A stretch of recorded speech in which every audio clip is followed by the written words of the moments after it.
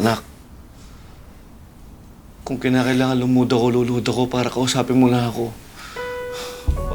Parang patawad mo lang ako, anak. Ba't ka luluhod pa? Hindi mo nga alam kung ano yung kasalanan mo eh.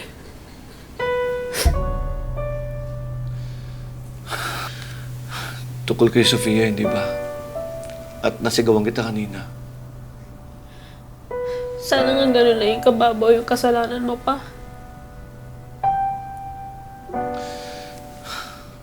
Anak, di ko maintindihan.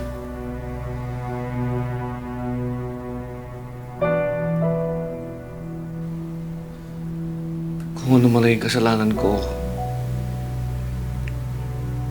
sabihin mo sa akin, anak. Dahil sinakripisyo mo ako. Anak. Sorry. Alam mo bang mas masakit malaman na hindi mo alam yung nagawa mo?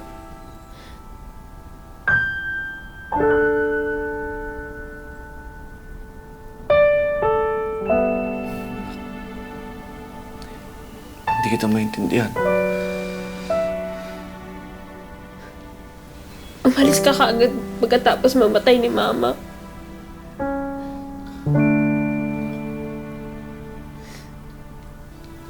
Dahil kinakailangan ko magtrabaho. I don't buy what you're saying. Iniwan mo ako mag-isa.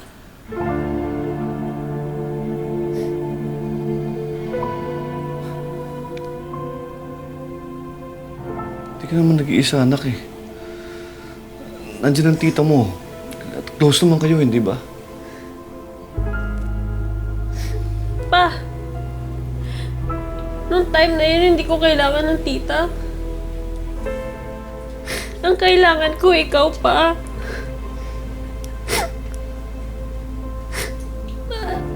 Alam mo ba, I felt so alone. Dahil nabimiss ko si Mama. Tapos ikaw umalis ka. Halos mabaliw ako sa lungkot pa.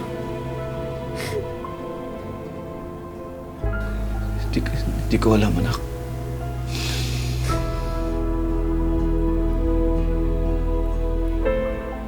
Di ako naniniwalang di mo alam pa. Dahil yung pinagdadaanan ko, pinagdaanan mo rin yun noon.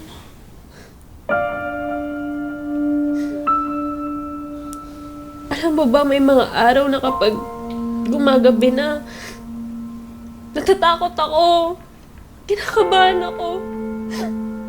Dahil namimiss ko na naman si Mama, tapos mamimiss ko na naman ikaw. Iniisip ko lahat ng mahal ko, iniiwan ako. Sa tingin mo ba, yung mga panahon na yun, nakalimutan ko dahil nagpadala ka ng cellphone? Ng laptop? Ng pera? Naluma na yung mga regalo mo pa? Nagastos ko na rin yung mga pera. Pero yung lungkot, hanggang ngayon nandito pa rin eh. Dala-dala ko pa rin hanggang ngayon. Sorry. Alam ko, tinatakbuhan mo lang yung mga kalungkutan mo noon, pero bakit pati ako tinakbuhan mo? Pero alam mo ba pa? Kung ano yung mas masakit?